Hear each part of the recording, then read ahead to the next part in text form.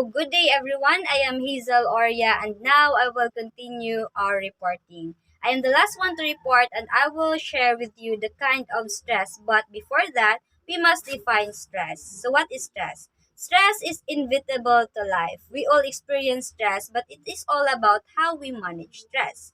So, stress can affect physical, psychological health, and also it can affect our behavior.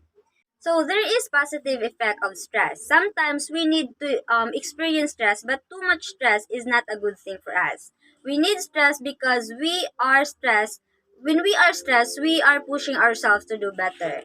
In the previous discussion, the reporter discussed about eustress, and I will no longer elaborate that one. Just remember that eustress is a positive effect of stress, while the other one is a distress. It is a negative effect of stress. Your stress can turn into a negative stress when you experience negative feeling in everything that you do.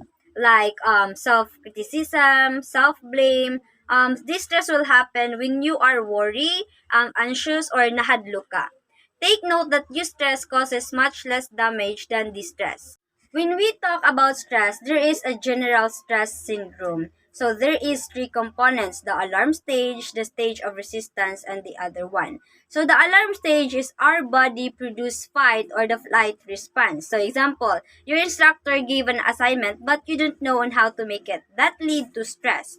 It's either you will not try or you will try. It's either you submit or mo submit ka or delete. So that is under the alarm stage. In the stage of resistance, in every problem you try to adapt but kung magbalik-balik na nga ni makaingon ka og no, nahimo na nako ni sa una, so I will not do it again. According to research, the adaptable of person will vanish if permanente na lang nahitabo. So the third one is the exhaustion stage. This stage, ikanang tan-aw nimo na di na nimo kaya, so that is exhaustion. The body dies because it has used up all the resources.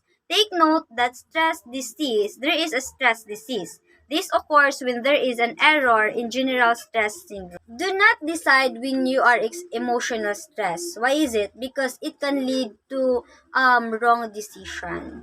So how stress begins? Stress begins in the brain. Emotion is processed by our amygdala. So what is amygdala? It is part of our brain. Mo share siya information to our hypothalamus. This hypothalamus is our command center of the brain. When the hypothalamus command, our body reacts. When body reacts, our automatic nervous system deals with sympathetic or parasympathetic nervous system. When we say sympathetic, when you decide to keep on fighting and accelerating despite the situation. When we say parasympathetic nervous system, when you decide to rest, stop, or absorb the information.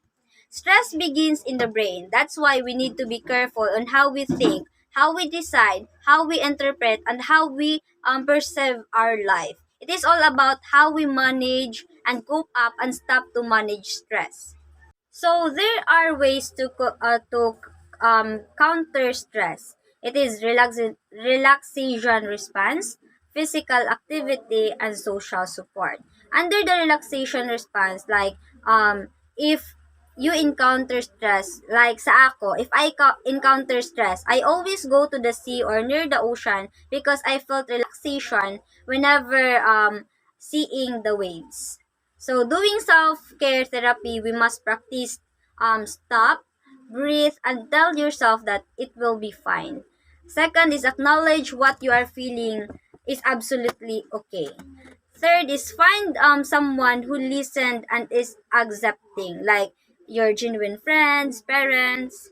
Fourth is maintain your normal routine as much as possible. Fifth is allow plenty of time for a task. Lastly is take good care of yourself. Do not worry so much and pray that everything is in God's control. So as I end our report here, I just want you to learn how to do self compassion. When we suffer, fail, or feel inadequate, we need to be warm and understanding toward ourselves. And please do not criticize yourself too much. Kana bang moingon ka na dili ni nako kaya.